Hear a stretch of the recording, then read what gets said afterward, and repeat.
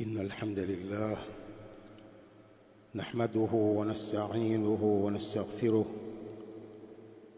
ونعوذ بالله من شرور أنفسنا ومن سيئات أعمالنا.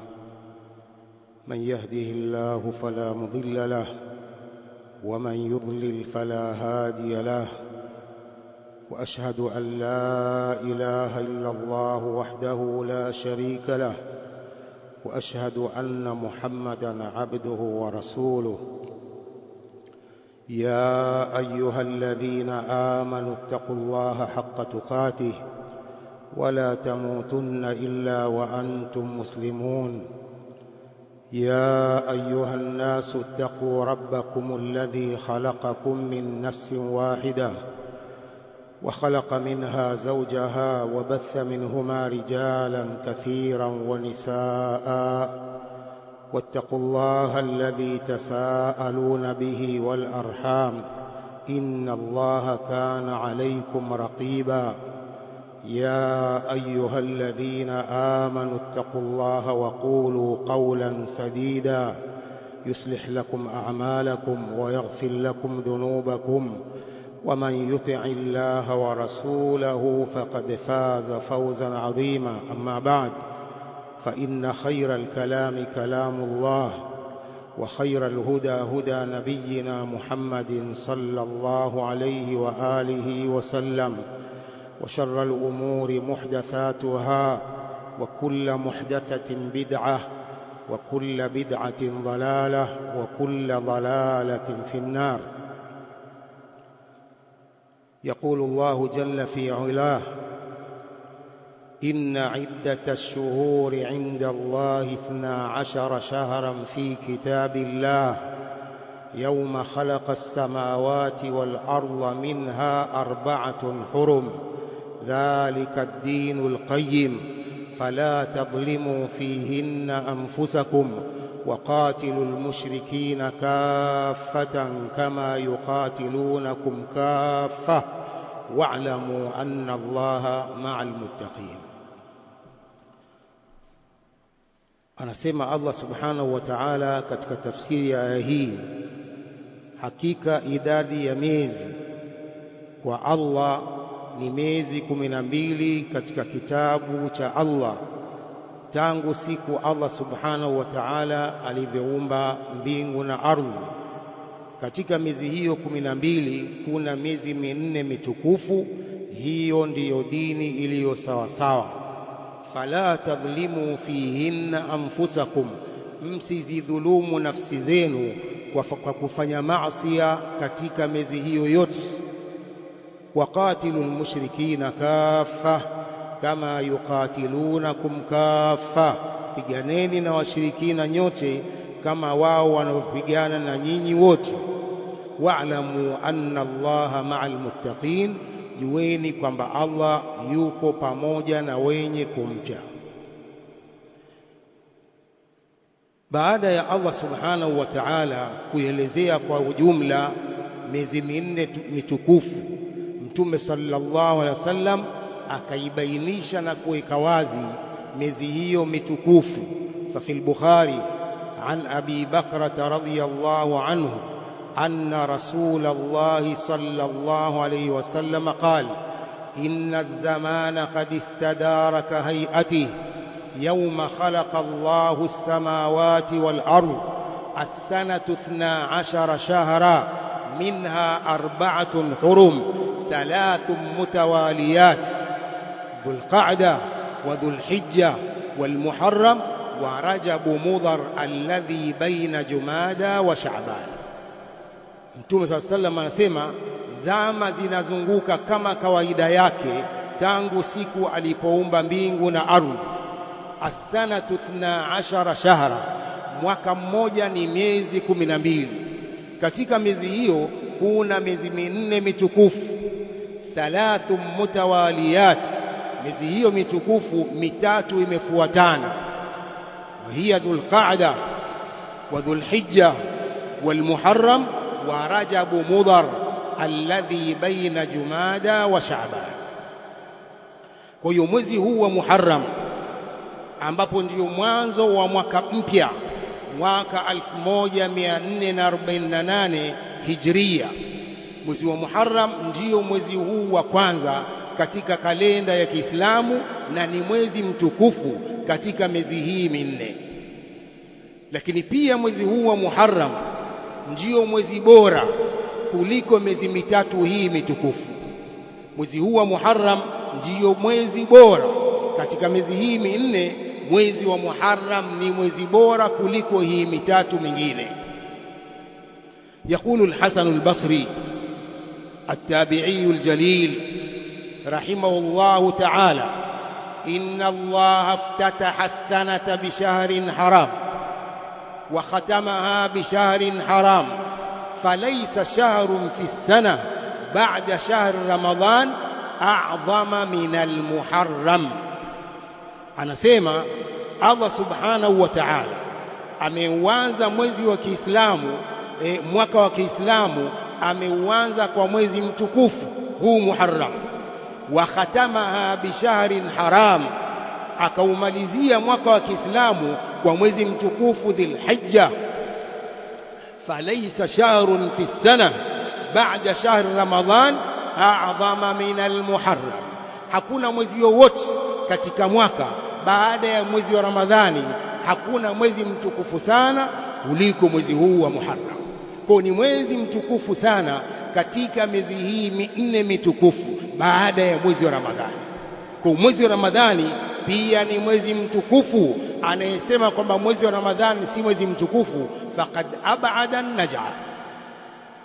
Ndugu zangu Waislamu, miezi hii mitukufu amali njema, ajiri zinazidishwa, thawabu zinazidishwa na Allah kwa kufanya mtu amali njema, lakini pia madhambi nayo pia yanazidishwa madhambi mtu akifanya madhambi katika miezi hii mitukufu. يقول ابن عباس رضي الله عنهما: إن أجر العمل الصالح في الأشهر الحرم وفيها المحرم أعظم أجرا فيما سواه. anasema ajri na thawabu za amali njema katika miezi mitukufu, na mwezi wa Muharram ni katika miezi hiyo, ajiri za amali njema zinakuwa ni kubwa, malipo ya amali njema yanakuwa makubwa kuliko kufanya amali njema katika miezi mingine isiyokuwa mitukufu. Kama anna alwizra wadhamba a'zamu, vile vile dhambi inakuwa kubwa katika miezi hii. Kama anna alwizra wadhamba a'zamu minha fi ghairiha, kama ilivyo dhambi katika miezi hii mitukufu inakuwa kubwa kuliko mtu kufanya dhambi katika miezi mingine. Qala fa inna Allaha yu'adhimu ma yasha wa qad 'azzama fil ashhur shahra Ramadhan wal ashhur al hurum. Allah anaadhimisha anavyotaka, na Allah ameadhimisha katika mwezi wa Ramadhani na hii miezi mitukufu minne, Dhulqa'da wa Dhulhijja wal Muharram wa Rajabu Mudhar. Ndugu zangu Waislamu, Mtume sallallahu alayhi wa alihi wasallam anapendekesha katika mwezi huu mtukufu siyam, ibada ya siyam anaipendekeza sana katika mwezi huu mtukufu wa Muharram, kufunga siku nyingi za mwezi huu, sio mwezi mzima. Kufunga siku nyingi za mwezi huu ni katika jambo linalothibitishwa na kukokotezwa na Mtume sallallahu alayhi wa alihi wasallam, kwani ndiyo saumu bora baada ya mwezi wa Ramadhani. Baada ya mwezi wa Ramadhani, saumu bora yenye thawabu nyingi ni saumu ya mwezi huu wa Muharram. في صحيح مسلم عن أبي قتادة عن أبي هريرة رضي الله عنه أن رسول الله صلى الله عليه وسلم قال: أفضل الصيام بعد رمضان شهر الله المحرم، وأفضل الصلاة بعد الفريضة صلاة الليل. Mtume anasema bora ya saumu baada ya mwezi wa Ramadhani ni saumu ya mwezi huu wa Muharram, na bora ya sala baada ya sala za faradhi ni sala ya usiku. Afdalu siyami ba'da Ramadhan shahrullahi almuharram, wa afdalu salati ba'da alfaridha salatu al-layl. كذلك في صحيح الترغيب يقول النبي صلى الله عليه وآله وسلم: إن أفضل الصلاة بعد الفريضة الصلاة في جوف الليل، وأفضل الصيام بعد رمضان شهر الله الذي تدعونه المحرم. bora ya sala baada ya sala za faradhi ni sala ya usiku. Hiyo ndiyo bora ya sala baada ya sala za faradhi kwa thawabu sala bora baada ya sala tano za faradhi ni sala ya usiku ya sunna, inakuwa na thawabu nyingi baada ya sala za faradhi.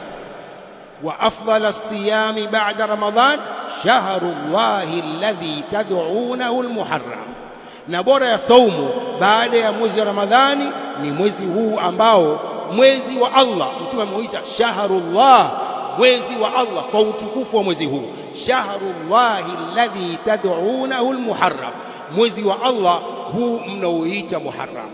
Kwa ndugu zangu Waislamu, kuna usisitizo wa Mtume sallam wa Waislamu kufunga mwezi huu wa Muharram, siku nyingi za mwezi huu.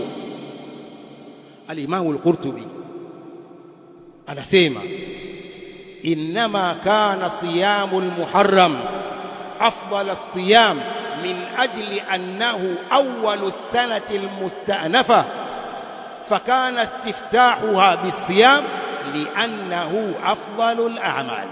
الإمام القرطبي anasema imekuwa saumu hii ya Muharram ni bora kuliko saumu nyingine baada ya Ramadhani kwa sababu ni mwanzo wa mwaka mpya. من أجل أنه أول السنة المستأنفة فكان استفتاحها بالصيام الذي هو أفضل الأعمال. kwa ikawa kuanza mwaka huu ni kwa ibada ya siyam kwa sababu ndiyo ibada bora. Ibada ya siyam ni ibada bora. Kwa ndugu zangu Waislamu, tusidharau, tufungeni kiasi tunachoweza mwezi huu wa Muharram, sunna ya Mtume sallam aliyoisisitiza kufunga katika mwezi huu. Alhamdulillahi rabbil alamin, wa sallallahu wa sallama wa baraka ala nabiyyina Muhammadin wa ala alihi wa sahbihi ajma'in, amma ba'd. Ma'ashara almuslimin, mwezi huu wa Muharram una siyam ya Ashura, una siku ya Ashura. Siku ya Ashura ni tarehe 10 ya mwezi huu wa Muharram, siku ambapo Allah subhanahu wa ta'ala alimuokoa Nabii Musa na jamaa zake na unyanyasaji wa Firauna na majeshi yake. Siku hii ni sunna kufunga siku ya Ashura, lakini pia kufunga siku ya nyuma yake Tasua kwa ajili ya kuwakhalifu Mayahudi. في صحيح مسلم عن أبي قتادة الأنصاري رضي الله عنه أن رسول الله صلى الله عليه وسلم سئل عن صيام عاشوراء فقال: يكفر السنة الماضية. وعند ابن ماجه: صيام يوم عاشوراء إني أحتسب على الله أن يكفر السنة التي قبلها. Imepokewa na Abu Qatada al-Ansari radhiyallahu anhu anasema Mtume sallam aliulizwa kuhusu saumu ya Ashura, akasema saumu hii inafuta madhambi ya mwaka uliopita. Saumu hii ya Ashura inafuta madhambi ya mwaka uliopita. Katika lafzi la Ibn Majah: siyamu yaumi Ashura inni ahtasibu ala Allah an yukaffira as-sanata allati qabla. Saumu ya siku ya Ashura mimi natarajia kwa Allah kufuta madhambi ya mwaka uliokuwa nyuma yake. Haya ni madhambi madogo yanayofutwa na saumu hii. Mtume sallam katika hadithi ndefu ya Ibn Abbas radhiyallahu anhuma alipomwambia Mtume sallam kwa Mayahudi pia wanaiadhimisha siku hii, Mayahudi pia wanaiadhimisha siku hii ya Ashura, Mtume sallam akasema kauli yake: la in ishtu ila qabil la asumanna at-tasi, nikiishi mpaka mwaka ujao nitafunga siku ya 9 kwa ajili ya kuwakhalifu Mayahudi. Lakini Mtume sallam akafariki kabla ya kufika siku hiyo ya 9 ya Muharram, akafariki Mtume sallam. Lakini ni sunna kufunga siku mbili, Tasua wa Ashura, kwa ajili ya kuwakhalif Mayahudi ambao pia wanaiadhimisha siku hii ya Ashura. Ndugu zangu Waislamu, kama hatukuweza kufunga siku nyingi za mwezi huu wa Muharram, tusiwache kufunga siku hizi mbili, Tasua na Ashura, ambapo itakuwa Jumatano na Alhamisi ijayo kama sikosei. Ndugu zangu Waislamu, saumu hii hailipwi. Saumu hii ikipita imepita mpaka mwakani insha Allah.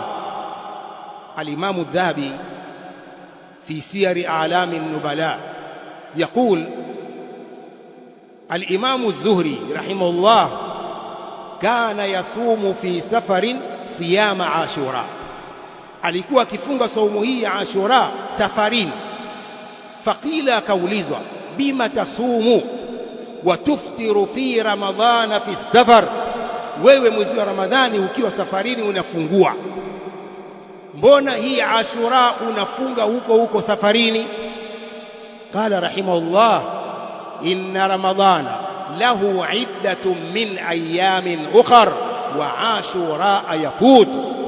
Mwezi wa Ramadhani kulipiza siku nyingine. Faman kana maridan au ala safar fa iddatun min ayamin ukhar, aliyekuwa mgonjwa au yuko safarini mwezi wa Ramadhani atakuja kulipa siku nyingine baada ya Ramadhani. Hii Ashura yafut, inapita, haina kulipa. Ndiyo maana nafunga nikiwa safarini. Inna ramadhana lahu iddatun min ayamin ukhar wa Ashura yafut. Kwa ndugu zangu Waislamu, tusiwache kufunga siku hizi mbili, Tasua na Ashura. Ma'shar almuslimin, ibada za sunna zina fadhila nyingi na faida nyingi kwetu. Ibada yoyote ya sunna, iwe ni sala, iwe ni siyam, ina faida nyingi na fadhila nyingi. Katika fadhila na faida za ibada hizi za sunna ni kwamba zinamweka karibu mtu na Allah subhanahu wa ta'ala, na anakuwa ni mpenzi wa Allah subhanahu wa ta'ala. Allah anampenda mja wake anayefanya ibada za sunna. في الحديث الإلهي عن أبي هريرة رضي الله عنه أن رسول الله صلى الله عليه وسلم قال: قال الله تعالى: من عادى لي وليا فقد آذنته بالحرب وما تقرب إلي عبدي بشيء أحب إلي مما افترضته إليه. وما تقرب إلي عبدي بشيء أحب إلي مما افترضته إليه. Allah subhanahu wa ta'ala asema katika hadha alhadith alqudsi, mwenye kumuudhi mpenzi wangu, man adali waliyan faqad adhantuhu bilharb, atakaye muudhi mpenzi wangu huyo namtangazia vita.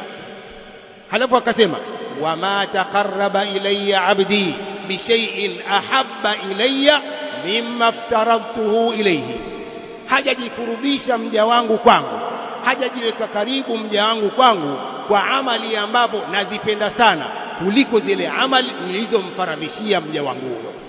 Thumma qala wama zala abdi yataqarrabu ilayya bin nawafil hatta uhibbahu fa idha ahbabtuhu kuntu sam'ahu alladhi yasma'u bihi wa basarahu alladhi yubsiru bihi wa yadahu allati yubtishu biha wa rijlahu allati yamshi biha wala in sa'alani la u'tiyanna wala in sa'alani la u'tiyanna wala in a'adhani la u'idhanna.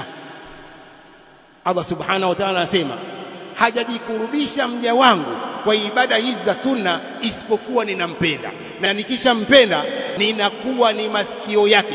Kuntu sam'ahu alladhi yasma'u bihi, mimi ninakuwa ni masikio ya mja wangu huyo ambayo anasikilia. Ninakuwa mimi ni macho yake anayoonea, na mikono yake anayoshikilia, na miguu yake anayotembelea. Na akiniomba nitampa. Wala in sa'alani la u'tiyanna, akiniomba chochote nitampa. Wala in ista'adhani la u'idhanna, akinitaka hifadha nitamuhifadhi. fadhila na faida kubwa za kujikurubisha kwa Allah kwa ibada hizi za sunna.